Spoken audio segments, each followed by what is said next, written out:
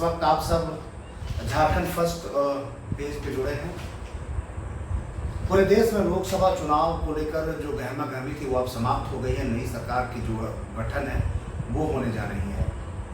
जो सूत्रों के हवाले से खबर ये आ रही है कि 9 तारीख को पूरे देश में जो है वो एनडीए फिर से सरकार बनाएगी। लेकिन झारखंड के जो चुनावी परिणाम जो आए हैं ये बेहद चौंकाने वाले परिणाम आए हैं, क्योंकि हम इस वक्त जो हम आपको जो बताने जा रहे हैं ये बेहद जो है वो दल बदलू नेताओं को लेकर एक जो है झारखंड के लोगों की जो मानसिकता है वो मैं बता रहा हूँ कि इस बार झारखंड के सभी लोकसभा सीटों में जो चुनाव हुए उसमें दल बदलू नेताओं को इस बार झारखंड की जनता ने नकार दिया है।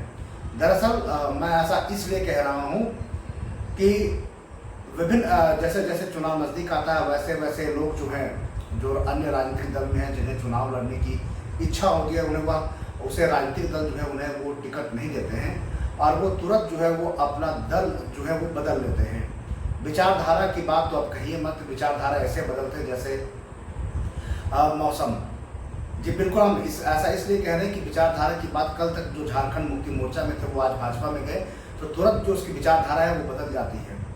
मैं ऐसा इसलिए कह रहा हूँ कि ये सब जो है ये चुनाव की जो सियासत की जो खेल है इसमें एक अहम भूमिका निभा रही है। मैं दल बदलू नेताओं जिन्हें नकार दिया है मैं उन सबको मैं वो आंकड़े में आप सबको सबों के सामने जो प्रस्तुत करने जा रहा हूँ वो इस प्रकार है कि इस बार मैं हजारीबाग लोकसभा सीट से मैं शुरुआत कर रहा हूँ कि हजारीबाग लोकसभा सीट से मनीष जायसवाल बीजेपी के उम्मीदवार थे, वहीं जेपी पटेल जो हैं वो इंडिया अलायंस के उम्मीदवार थे। जेपी पटेल कुछ ही दिनों पूर्व जो है वो भारतीय जनता पार्टी छोड़कर कांग्रेस में शामिल हो गए। कांग्रेस ने इन्हें टिकट दिया, ये चुनाव लड़ लिए। मैं बता दूं कि जयप्रकाश भाई पटेल जो है वो मांडू विधानसभा क्षेत्र से विधायक थे।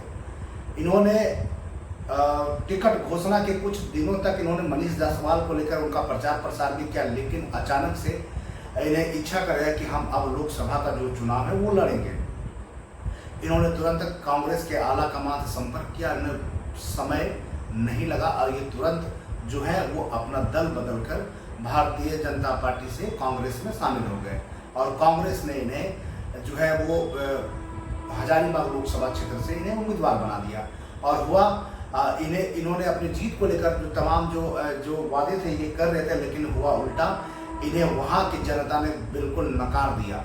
ऐसा मैं इसलिए कह रहा हूँ कि वोट की जो मार्जिन है वो ये स्पष्ट रूप से बता रही है कि हजारीबाग की जो जनता है वो यहाँ पर किसी न किसी तरह से जो दल बदलू नेताओं जो है उन्हें कहीं स्वीकार नहीं किया। मैं इसलिए कह रहा हूँ क्योंकि मनीष जायसवाल जो है ये हजारीबाग से विधायक भी हैं और ये अब जो है वो सांसद निर्वाचित हो गए हैं। 6,54,613 मत इन्होंने हजारीबाग से प्राप्त किया। ठीक इसके उल्टा जो है वो जयप्रकाश भाई पटेल जो इंडिया अलायंस गठबंधन के जो उम्मीदवार थे इन्होंने 3,77,927 मत जो है वो प्राप्त किए हैं।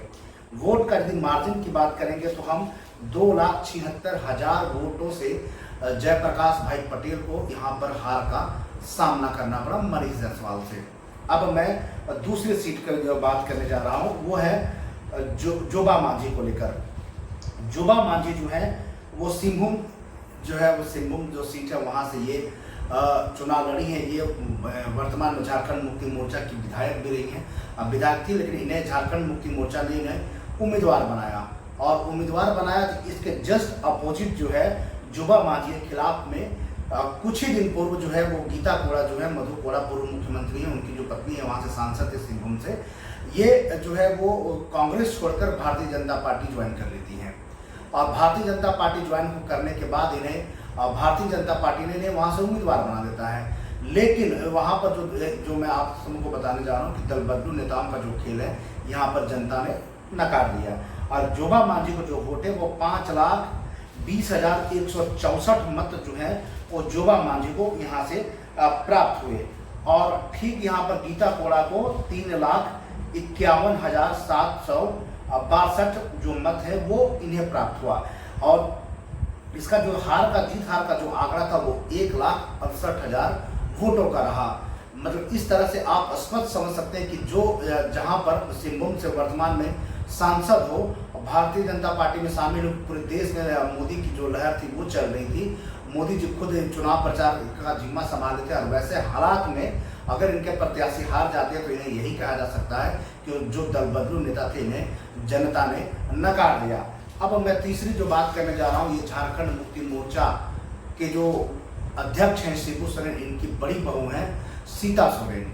ये सीता सोरेन जामा से विधायक हैं वर्तमान में, और इस्तीफा इन्होंने दे दिया है, सॉरी माफ कीजिएगा, इन्होंने इस्तीफा दे दिया है। और ये जो है दुमका लोकसभा क्षेत्र से एनडीए अलायंस की जो है उम्मीदवार थी, और इनके जस्ट अपोजिट में झारखंड मुक्ति मोर्चा ने अपने जो नलिन सोरेन जो है उनको यहाँ से उम्मीदवार बनाया।